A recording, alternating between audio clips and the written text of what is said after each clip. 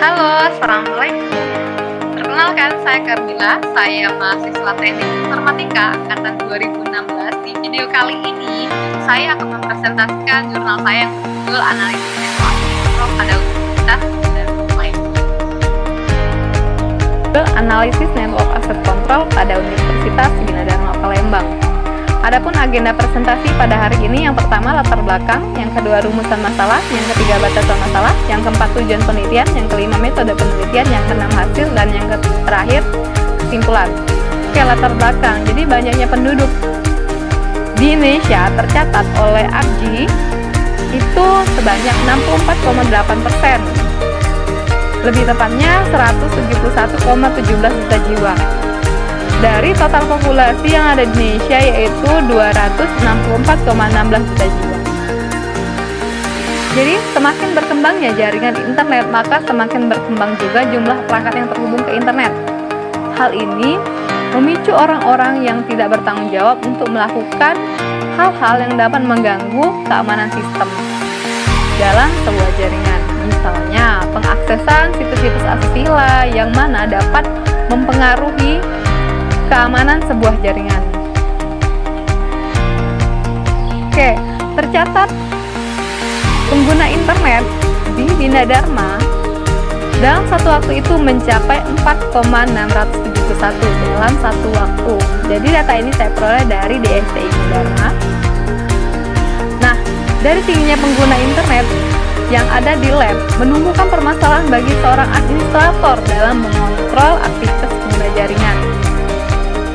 Jadi, bagaimana meningkatkan keamanan dan melakukan kontrol akses jaringan pada laboratorium kampus Universitas Bina Dharma? Yaitu dengan cara menerapkan Network Access Control. Oke, batasan masalah. Yang pertama, implementasi metode ACL akan dilakukan pada router yang ada di lab kampus C. Yang kedua, analisa dampak dari penerapan kontrol akses pada jaringan laboratorium kampus C. Yang ketiga, penelitian ini berfokus pada jenis traffic mana yang akan dilewatkan atau diblok melalui interface router. Tujuan penelitian yang pertama, menerapkan sistem network access control dan meningkatkan keamanan dalam manajemen jaringan. Yang kedua, menerapkan sebuah metode access control list yang bertugas memfilter paket-paket yang melintasi router berdasarkan aturan-aturan dan kondisi yang menentukan traffic jaringan dan menentukan proses di router, apakah nantinya paket akan dilewatkan atau tidak. Oke, metode penelitian. Di sini saya menggunakan metode penelitian action research. Yang pertama diagnosing, yang kedua action planning, yang ketiga action taking, yang keempat evaluating, yang kelima itu specific learning. Oke, jadi ini merupakan tampilan dari perancangan topologi laboratorium kampus C. Oke, ini merupakan pemetaan IP address dan VLAN yang terdapat pada kampus C. Jadi di kampus C ini terdapat 14 VLAN. Ini merupakan hak akses masing-masing VLAN. Jadi setiap VLAN itu mempunyai hak akses masing-masing.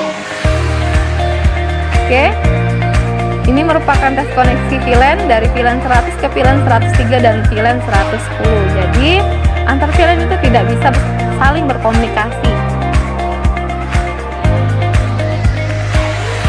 Oke, analisis yang saya peroleh, yang pertama mengurangi serangan, yang kedua membatasi akses, yang ketiga meningkatkan keamanan, yang keempat mengurangi penyebaran virus. Saya akan jelaskan satu persatu. Yang pertama, mengurangi serangan. Mengurangi kemungkinan terjadinya serangan traffic flooding atau DDoS, ICMP yang dapat menghambat kinerja pada server, maka semua ruang tidak diizinkan ping ke server. Yang kedua, membatasi akses. Membatasi user dalam mengakses situs-situs tertentu di internet, maka user semua jaringan lab tidak diizinkan akses ke situs yang sudah ditentukan, salah satunya Facebook. Yang ketiga, meningkatkan keamanan.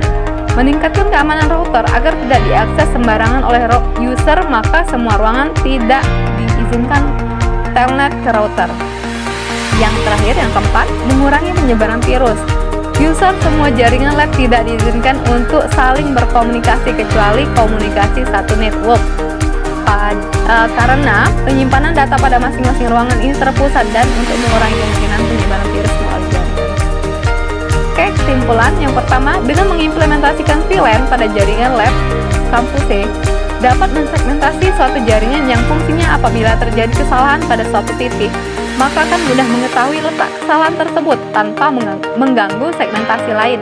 Yang kedua, dengan menggunakan sistem interVLAN routing, maka manage akan lebih mudah karena sistem terpusat dan tidak membutuhkan banyak port dan kabel.